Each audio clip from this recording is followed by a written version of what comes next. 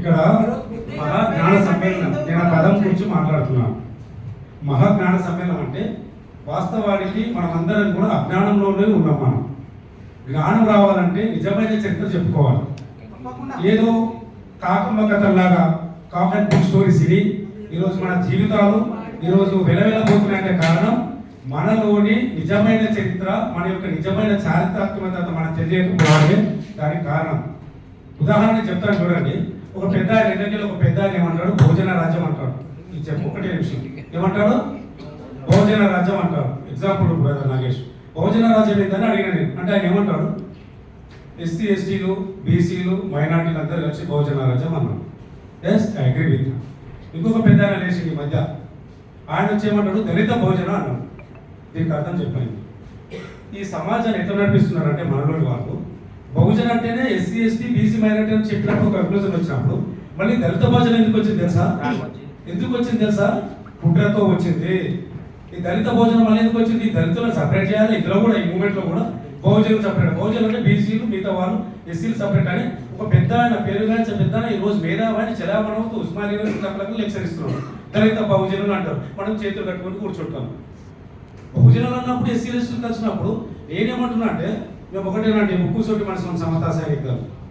ఏది ఉన్నా ఉన్నదంటూ చెప్పడం మా యొక్క లక్ష్యం. అది మీకు నచ్చుతుందా నచ్చదా తప్పైనా సరే నేను ఒప్పుకోవడానికి సిద్ధం. దాన్ని నేను సర్చ్ చేసుకోవడానికి తెలియజేస్తూ, అయితే ఎందుకు తెలియాలి ఈ అంశాలంటే మనము క్లెయిమ్ చేసుకోవడంలో వెనుకబడి ఉన్నాం. ప్రతి దేవుళ్ళను కూడా మనం విమర్శిస్తూ పోతున్నాం, ప్రతి కల్చర్ను కూడా విమర్శిస్తూ పోతున్నాం. ఒంటరిగా గోవంశ అయిపోతున్నాడు. మనం అందరం ఒక సైడ్ అయిపోతున్నాడు. ఆయన ఒక్క ఆయన అన్నింటిని విమర్శిస్తూ ఒంటరిగా అయిపోతున్నాడు. కానీ ఇది ఎక్కడి నుండి వచ్చింది, ఏ ఆధారంగా వచ్చిందని తెలియజేస్తే ఇది మనది, దీన్ని ఎట్లా మళ్ళీ రీమాడిఫికేషన్ చేయాలి, మళ్ళీ దీన్ని హిస్టారికల్గా డీకోడింగ్ ఎట్లా చేయాలన్నప్పుడు అవతల వాళ్ళందరూ కూడా ఒంటరి అయిపోయినప్పుడు మెజారిటీ ప్రజలు పెరుగుతారా లేదా? ఈరోజు దేశ చరిత్ర అదే కదా జరిగింది. ఈరోజు అమ్మవారు జరుపుకుంటున్నారు. మయా మహాదేవి తల్లి ఏదైతుందో ఎట్లా కన్వర్ట్ అయింది, లక్ష్మీదేవి ఎట్లా కన్వర్ట్ అయింది. మరి లక్ష్మీదేవి అంటామే మాయామాదేవి అని చెప్పాల్సిన బాధ్యత మన పైన ఉందా లేదా? ఇప్పుడు ఎంతసేపు మనకు వ్యతిరేకిస్తూ ఒంటరి అయిపోయి చచ్చిపోవాలా? ఈరోజు ఒక్కనే ఉండాలా? అసలు ఇక్కడ హిందూ అనేదే లేదు. ఈ దేశంలో హిందూ అనే పదము ముస్లింలు వచ్చిన తర్వాత వచ్చిందని నేను అనలే. ఆయన ఎవరు స్వామి ఎవరైనా దయానంద సరస్వతి కట్టారు చూడండి. హిందూ అనలేక ప్రొనౌన్సియేషన్ చేతగా హిందూ అన్నారు. ఎస్, వాస్తవానికి వచ్చినప్పుడు సింధు బదులు హిందూ అన్నాడు. ఏంటి హిందూ? ఆ హిందూ రాను రాని ఏమైపోయిందంటే ముస్లింలు వచ్చిన తర్వాత హిందూ అనే పదం వచ్చింది. హిందూ అనే దానికి ప్రత్యేకంగా కల్చర్ లేదు, హిందూ అనే దానికి ప్రత్యేకంగా ఫెస్టివల్స్ లేవు. ఏవైతే ఫెస్టివల్స్ ఉన్నా, ఏమైనా కల్చర్లు ఉన్నా, ఏమైనా ఆచారాలు ఉన్నా ప్రకృతి ఆధారంగా ఈ మానవ సమాజం ఏదో అతీత శక్తులు ఉన్నాయని చెప్పేసి ప్రకృతిని ఆధారిస్తూ ప్రకృతిలో ఉన్న ప్రతి అంశాన్ని, జరిగిన ప్రతి అంశాన్ని ఒక దేవుడిలాగా ఒక గొప్ప శక్తిలాగా భావించి వాటి నుండి వచ్చినటువంటి పుట్టిన శివుడు. శివుని తలలో అగ్ని ఉంటుంది, తర్వాత గంగాదేవి ఉంటుంది, తర్వాత నాగవంశం నాగదేవత ఉంటాడు, తర్వాత రైతులకు సంబంధించిన అవి ఉంటాయి, తర్వాత ఎవరైతే శత్రువులను కోరడానికి త్రిశూలం ఉంటుంది. సో ఇవన్నీ కూడా రిప్రజెంటేషన్ ఆఫ్ కల్చర్. ఏవైతే బౌద్ధంలో ఇప్పుడు వినాయకుడు చూడండి, నిన్న మొన్న తెలంగాణ ఎవరు తీసుకొచ్చినది కాదు. ఇక్కడ అంతకుముందు వివిధ దేశాలు అంటే డీకోడింగ్ కల్చర్, ఒరిజినల్ గా బౌద్ధం పైన దాంట్లో ఇంకా పెరుగుతూ పోతున్నటువంటి కల్చర్ లోపల మనం చివరిగా మన ఉనికికే ప్రమాదం ఉంది. కాబట్టి మనం చేయాల్సిన పని నేనేమంటున్నానంటే ప్రతి ఫెస్టివల్ జరుపుకొని ఆ ఫెస్టివల్ బాధాన్ని నిరూపించుకోవడానికి ప్రయత్నం చేయాలి. యాజ్ ఎ బుద్ధిస్ట్గా మీకు తెలుసు లేదో బొట్టు మనం నిరంకరిస్తాం. అసలు బొట్టు కూడా బౌద్ధ కల్చర్. ఇంటి తోరణాలు అంటే చెప్తాను, తర్వాత ఇంటి తోరణాలు ఉన్నాయి చెప్తాను. ఇంటి తోరణాలు ఉన్నాయి ఎందుకంటే మహామాయాదేవికి తర్వాత తన యొక్క భార్య అందరికీ కూడా మీరు గమనించండి, బౌద్ధ కల్చర్ లోపల కూడా వాళ్ళందరూ కూడా బొట్టుతో సమానం. మౌర్య ఎంపైర్స్ ఏదైతే ఉందో దసరా, ఏదైతే మౌర్యుల ఎంపైర్స్ ఉందో, ఏదైతే చంద్రగుప్త మౌర్యుడు మొదలుకొని చివరి వాడైనటువంటి మౌర్యుడు అని చెప్పుకుంటూ వాళ్ళు బృహద్రథుడు పుష్పమిత్ర సింగుడు ఎడెక్టర్ అయిపోయి పుష్పమిత్ర సింగుడు అదే తర్వాత చివరి వాడు మౌర్యుల్లో చివరి వాడు బృహద్రథుడు చివరి వరకు ఇచ్చినటువంటి పుష్పమిత్ర సింగుడు ఆ ఫ్యామిలీలో రిలేషన్ అయ్యి ఎక్కడైతే ధ్వంసం చేయబడ్డాడో ఈ దసరా ఎందుకు జరుపుకుంటున్నామంటే మిత్రమా 10 మౌర్య ఎంపైర్లను నాశనం చేసి వాళ్ళని చంపబడి వాళ్ళ వంశానికి అంటే మౌర్య డైనస్టీ మొత్తం వ్యానిస్ చేయడానికి తర్వాత మొదలైనటువంటిదే దసరా. దసరా అంటే చలనం అప్పటికి మౌర్య వంశం అంతమైంది అన్నది కాబట్టి దసరా అనేది జరుపుకుంటున్నాం అప్పటి నుండి.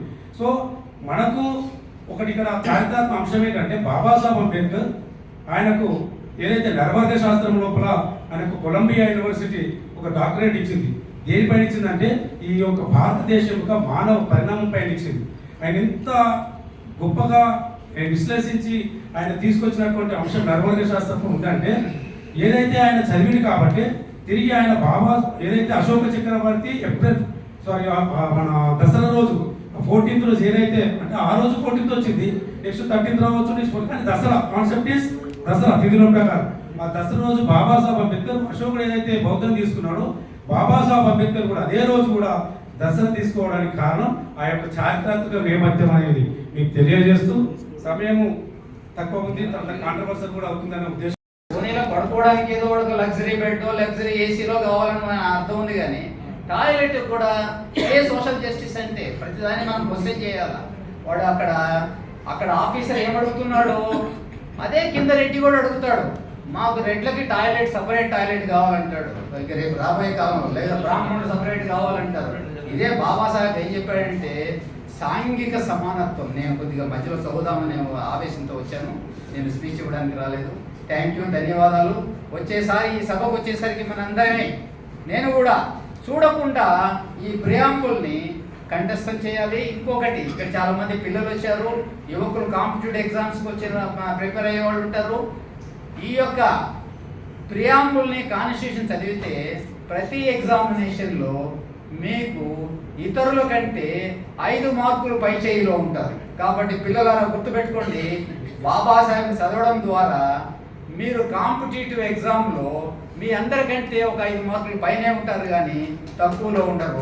కాబట్టి వాళ్ళే కాదు, ఉద్యోగులు కూడా బాబాసాహెబ్ చదవడం అంటే ఏంటి, ఆయన ఇప్పుడు ఇంతకుముందు 5 అడుగులు 6 అడుగుల విగ్రహం ఉండేవాడు, ఇప్పుడు ఎన్ని అడుగులు గెలిపాడు, 125 అడుగులు 2 రాష్ట్రాల్లో. 125 అడుగుల్లో ఏమున్నాయనుకుంటున్నారు, అడుగు అడుగుకి ఒక సబ్జెక్ట్ ఉంది, అడుగు అడుగుకి ఒక సబ్జెక్ట్ ఉంది.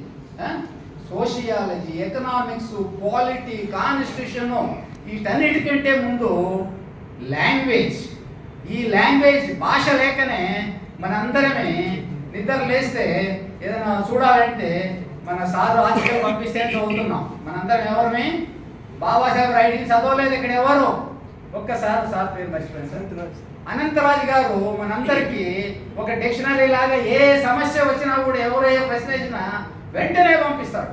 అంటే బాబాసాహెబ్ క్షుణ్ణంగా అర్థం చేసుకున్నవారు, చదివినవారు, అట్లా ప్రతి ఒక్కరిని కానీ మనం చదవగలిగితే నీ ఉద్యోగంలో, నీ వృత్తిలో, అన్నిటిలో కూడా మనము బాబాసాహెబ్ నిజమైన శిష్యులుగా తయారవుతాం. కాబట్టి బాబాసాహెబ్ అంటే ఏం లేదు, జ్ఞానమే. బుద్ధుడు అంటే ఏం లేదు, జ్ఞానమే.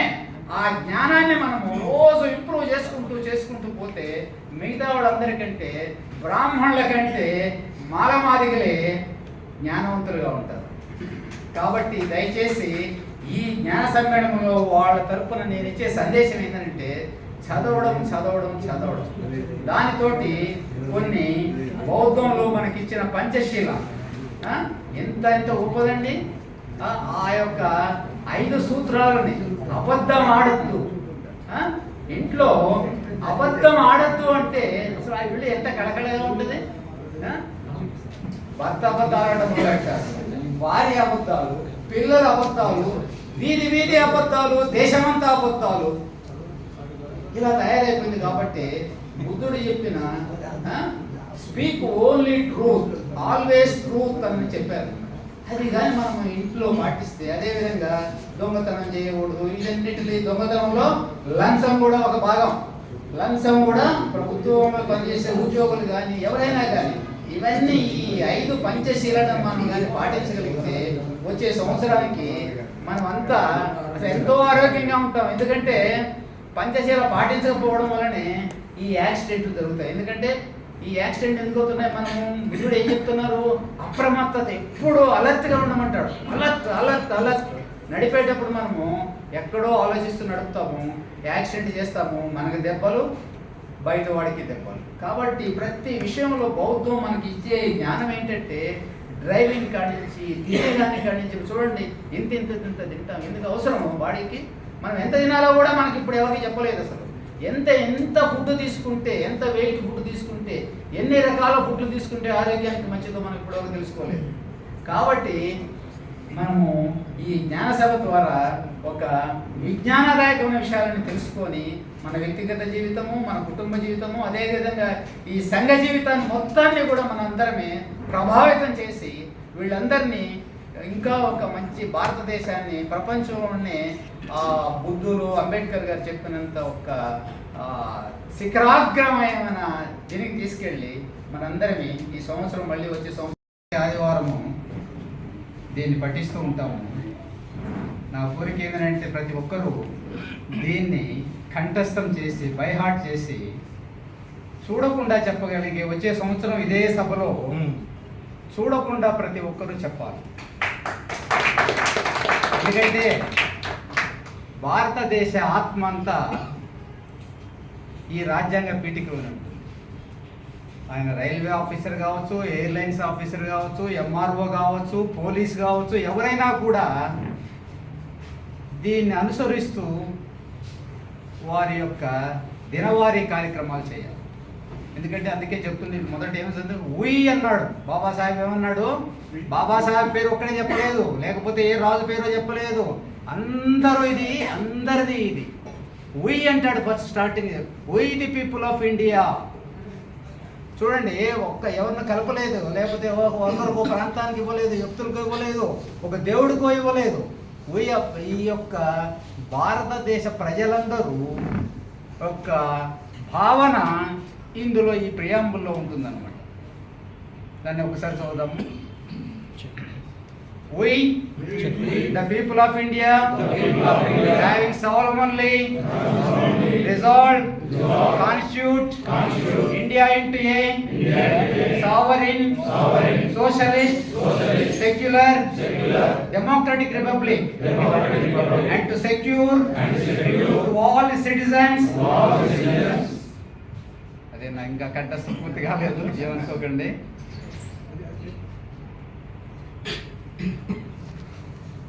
To secure to all citizens justice, social, economic and political, liberty of thought, liberty of expression, liberty of belief, liberty of faith, and liberty of worship, equality of status, equality of opportunity,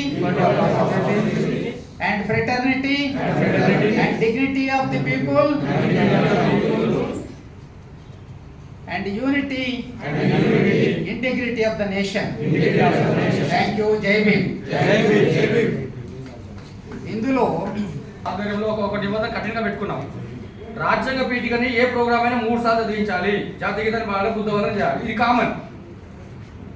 original భారత రాజ్యాంగంలో ఇక్కడ బాబాసాహెబ్ ఉండాలి. ఇది కంప్లీట్గా మేము ఇట్లా design చేసుకున్నాం అట్లా. సో దయచేసి రాజ్యాంగ పీఠికని ఒక 1.5 మినిట్లో చదివేద్దాము.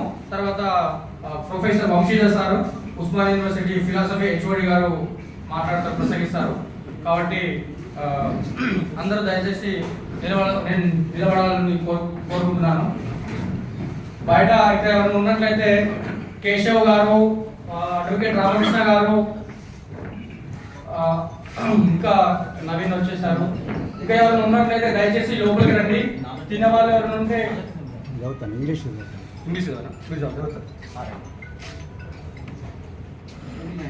అందరూ చేతులు ముందుకు కాదండి.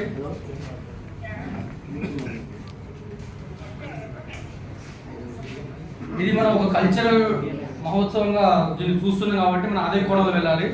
ఇక్కడ మనం మీరందరూ ఇంటర్ఫియర్ కావద్దు సార్. వాళ్ళు ఏం చెప్తారో కానివ్వండి, ఒక్కరే ఫాలో చేయండి.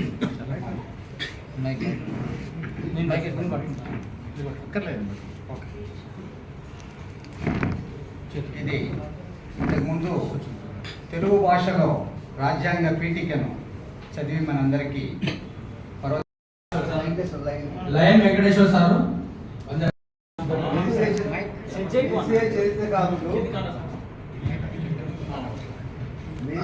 కొంచెం జరుగుతాం, కొంచెం జరగవా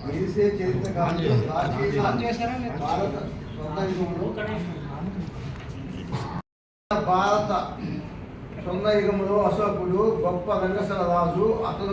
అతను జ్ఞానము, దయ మరియు శక్తితో పాలించాడు. అతని పాలన ఒక వెలుగు వెలిగింది. సింహం గుండె మరియు ఏనుగు నడకతో అతను అన్నింటినీ జయించాడు, కానీ భయముతో కాదు. అతని సైన్యం న్యాయం యొక్క నాయకత్వంతో కలిశాయి మరియు శాంతి అనేది చివరి మతం. అతని పాలన గొప్ప సంఘటనలతో గుర్తింపబడినది మరియు అతని పేరు లెజెండ్ యొక్క వంగి మారింది.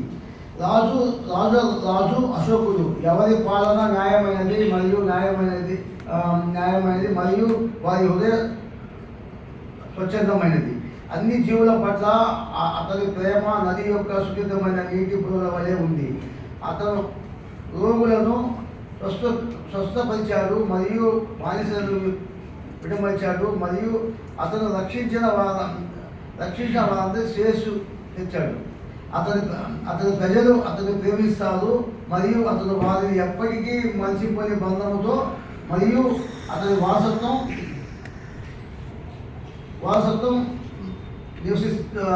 నివసిస్తుంది. మెరుగుతున్న రత్నం చరిత్రలో చెప్పే ఎక్కువగా వింటాను, ఎక్కువగా నేర్చుకుంటాను. అది నా అభిమతం. అదొక వేరే మతం కాదండి, అది అభిమతం. అయితే ఇక్కడ నేను ఒక విషయం చెప్పాలనుకుంటున్నాను. మహాజ్ఞాన సమ్మేళనం అని ఇది 2వసారి నేను అటెండ్ కావటం. దానికంటే ముందు ఇంకొక మాట ఏంటి అని అంటే,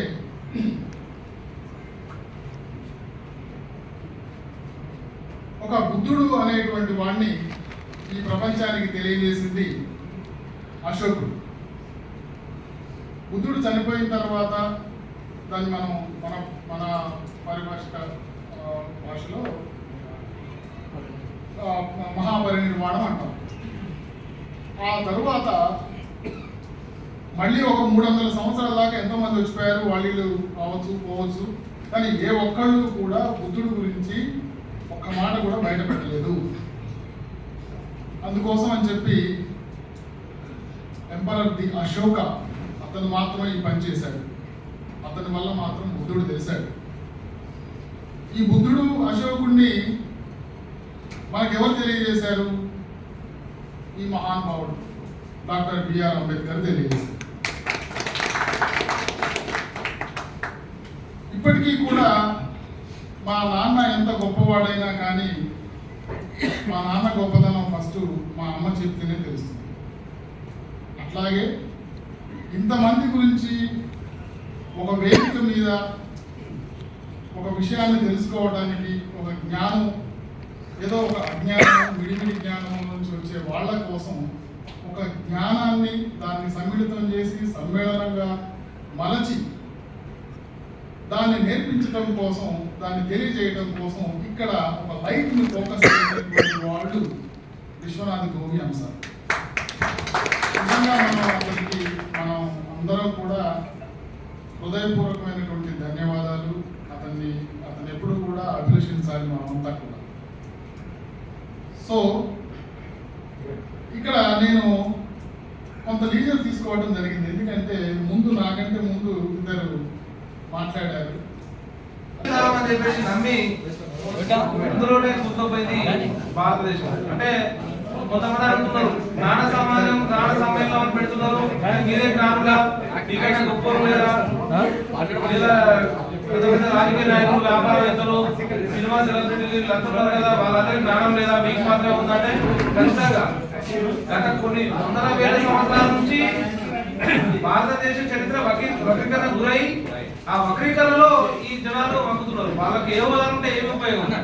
సీఎం అయినా సెలబ్రిటీలైనా కూడా వాళ్ళకు వాస్తవ చరిత్ర తెలవనంత వరకు, వాస్తవ చరిత్రలో వాళ్ళు దేవులైనా కొనసాగించినంత వరకు వాళ్ళు అజ్ఞానం వస్తుంది తప్ప జ్ఞానులేం అనిపించుకోరు.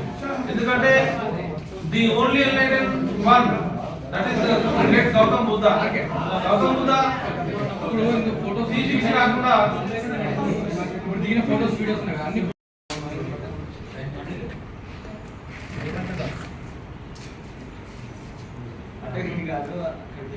బ్రదర్ మీ వైపు చూస్తాం.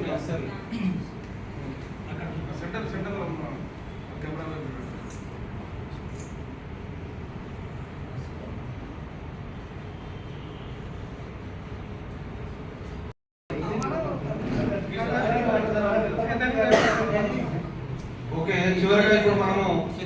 భారత రాజ్యాంగ పీఠికను మరొకసారి కోర్ట్ ఆఫ్ సైన్స్ కు బదులుగా ఆల్టర్నేట్ గా మనం భారత రాజ్యాంగ పీఠికను మరొకసారి చదువుకున్నాం.